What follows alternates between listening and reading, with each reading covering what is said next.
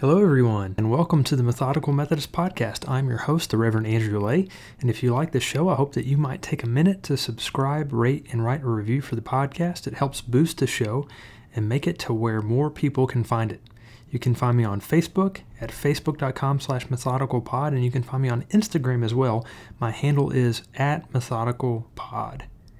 Today on the podcast, I want to do something a little bit different. I want to talk about my new Advent book, Hope for the Holidays, exploring the message of hope in the Christmas story.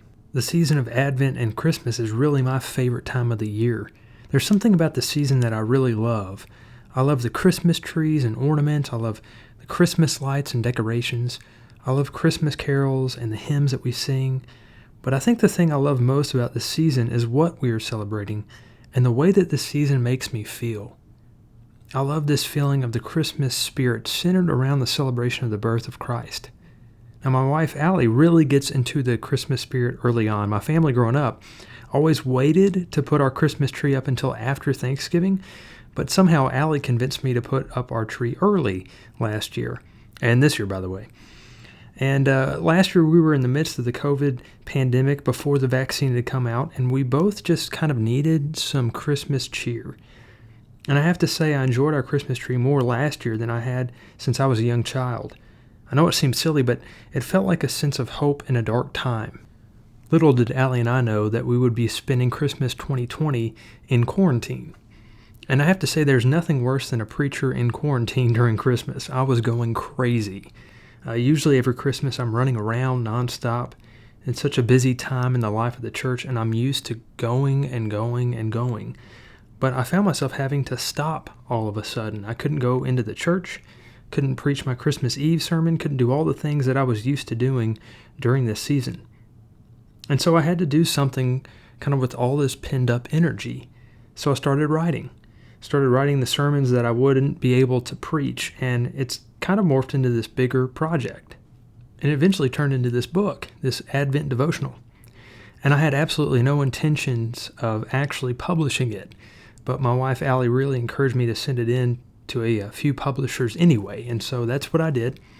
Sent it into a few small publishing companies.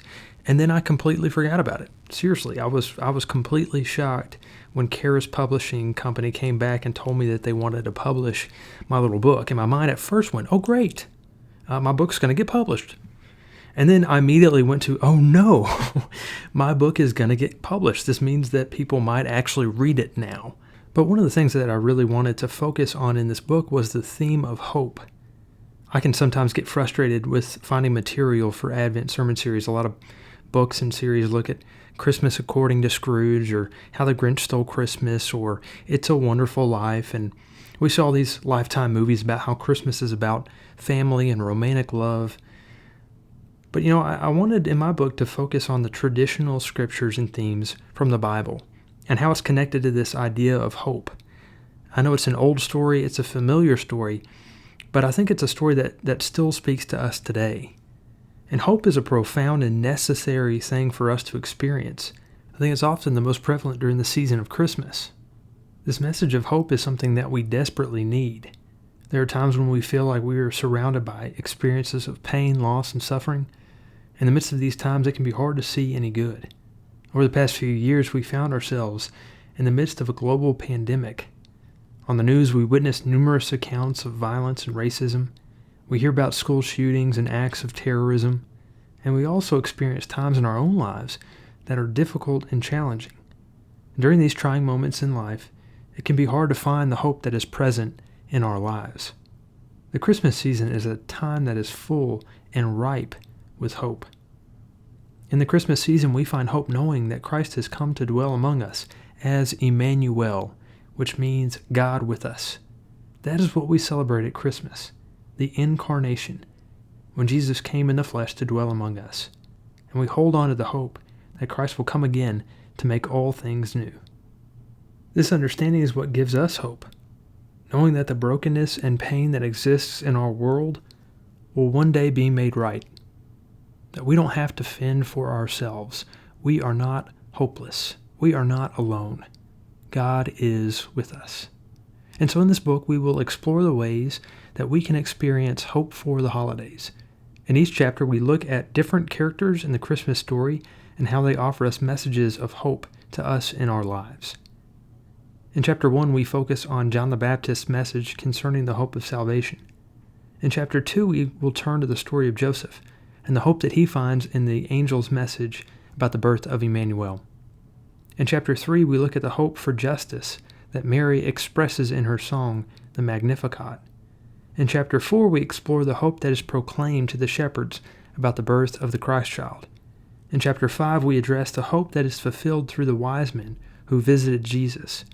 And in the epilogue, we revisit the hope that is made flesh in the incarnation of Jesus who dwells among us. My hope is that you will read this book during the season of Advent and that you will encounter this story in a fresh and new way. And as you read this book, may you explore this message of hope in the Christmas story, but may you also explore the message of hope in your own life as well. May you be filled with God's message of hope as you journey to Christmas. You can find my book on Amazon.com, Cokesbury.com, and CarisPublishing.com. You can also purchase an audiobook of Hope for the Holidays on Audible. And now I'm going to share a clip from the book. During the season of Christmas, we are invited to receive a message that is focused on the hope, peace, joy, and love of Christ. It's a special season when we are called to remember the Christ who came to us at Christmas and anticipate Christ's second coming. For many, Christmas is a time when we experience hope in circumstances that might seem hopeless. As we look around at our world, we see examples of racism, violence, and injustice, and we are reminded of our need for a Savior to come into the world and right all of our wrongs. We can turn on CNN or listen to NPR and find examples of injustice and oppression in the United States of America and around the world. We witness tragic and horrific events almost daily. I can think of several examples. On February 14, 2018, a gunman entered Marjory Stoneman Douglas High School in Parkland, Florida. The shooter, a 19-year-old man, opened fire with a semi-automatic rifle, killing 17 people. This tragic event marked the deadliest high school shooting in United States history. On May 25, 2020, the world was shocked by the murder of George Floyd in Minneapolis, Minnesota. George Floyd was accused of buying cigarettes with a counterfeit $20 bill. In response to the call, 3 police officers pinned Floyd down for 8 minutes and 46 seconds. One of these officers had his knee lodged against Floyd's throat, which cut off his air supply, causing his death. On January 6, 2021, as the House and Senate were voting to certify the results of our 2020 presidential election, we witnessed throngs of people storm past the police and into the United States Capitol building. They tussled with officers in full riot gear, broke into the chambers, and entered governmental offices. They carried Confederate flags and were adorned with Nazi symbols. 5 people died because of this domestic terrorist attack. We are in need of a Savior. We need Christ to bring hope to the world. In our pain and suffering, we find hope in the coming of Christ. In the message of Jesus' birth, we receive, as the Christmas hymn, O Holy Night says, a thrill of hope. The weary world rejoices, for yonder breaks a new and glorious morn.